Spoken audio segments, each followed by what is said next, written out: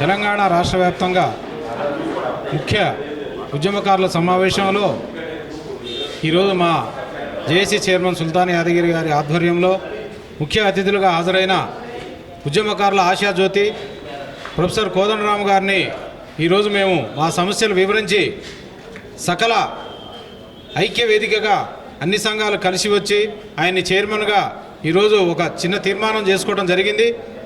ఆ తీర్మానంలో భాగంగా జిల్లా ఇన్ఛార్జీలు, రాష్ట్ర ఇన్ఛార్జీలు, అన్ని సంఘాల వాళ్ళు కూడా రేపు రాబోయే డిసెంబర్లో శ్రీకాంతాచారి గారిది ఏదైతే కార్యక్రమం ఉందో ఆ కార్యక్రమానికి రాష్ట్ర వ్యాప్తంగా ఉన్న ఉద్యమకారులంతా కదిలి రావాలని ఇవాళ కోదండరామ్ గారు పిలుపునిచ్చారు.